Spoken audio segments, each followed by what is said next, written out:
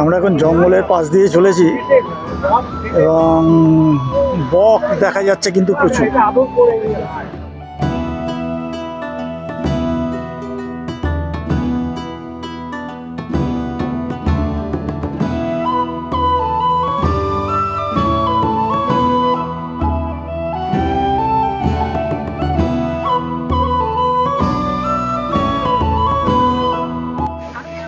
এটা হচ্ছে আমরা এখন যেটা যাচ্ছি আজমলমারি জঙ্গলের পাশ দিয়ে, যেটা আমি আগেই বলেছিলাম।